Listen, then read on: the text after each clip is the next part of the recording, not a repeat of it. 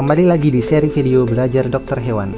Di video ini, kita akan membahas biomolekul yang terakhir, yaitu asam nukleat.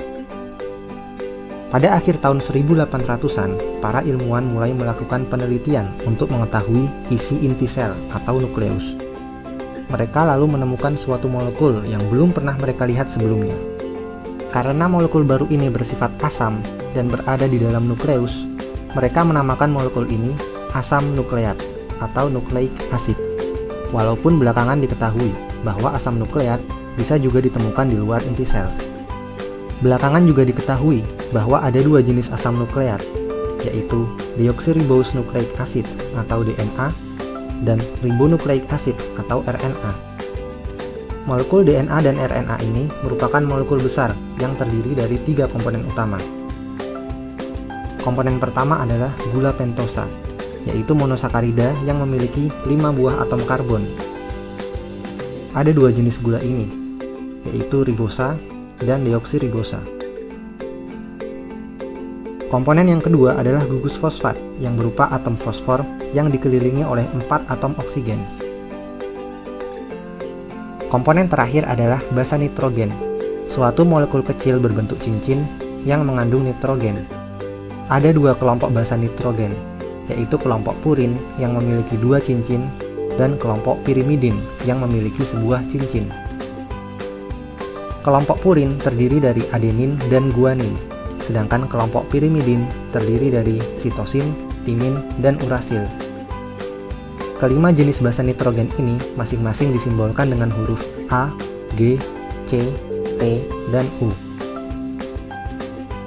Sekarang, apabila kita mengambil masing-masing satu molekul dari ketiga komponen ini dan menggabungkannya, maka terbentuklah suatu molekul yang lebih besar yang disebut nukleotida. Sejumlah besar nukleotida dapat bergabung membentuk susunan molekul panjang yang disebut asam nukleat. Seperti yang bisa dilihat pada gambar ini, bahwa setiap nukleotida dapat memiliki basa nitrogen yang berbeda-beda jenisnya. Untuk itu, diperlukan suatu cara untuk menyebut asam nukleat ini. Pertama, kita harus memberi nama setiap ujung asam nukleat.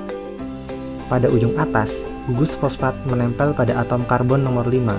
Oleh karena itu, daerah ini disebut 5'. Lalu, pada ujung bawah, gugus fosfat yang selanjutnya dapat menempel pada atom karbon nomor 3. Oleh karena itu, daerah ini disebut 3'. Terakhir, untuk menyebut molekul ini secara keseluruhan, kita tinggal menggabungkan nama ujung dan urutan basa nitrogen, sehingga molekul ini pun disebut 5', C, A, G, C, G, T, 3'. Seperti yang telah dijelaskan di awal, bahwa terdapat 2 jenis asam nukleat, yaitu DNA dan RNA. Apa perbedaannya? Minimal ada 3 perbedaan utama antara DNA dan RNA. Yang pertama adalah jenis gula. Gula yang menyusun DNA adalah deoksiribosa, sedangkan gula yang menyusun RNA adalah ribosa. Yang kedua adalah jenis basa nitrogen. Basa nitrogen pada DNA ada 4, yaitu A, G, C, dan T. Sedangkan pada RNA tidak ditemukan basa nitrogen timin.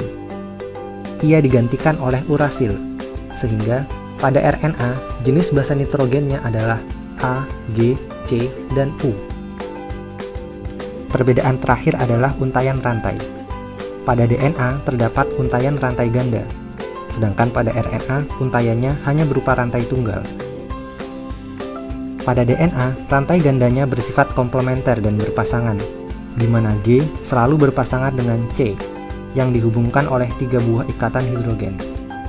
Sedangkan A selalu berpasangan dengan T yang dihubungkan oleh 2 buah ikatan hidrogen.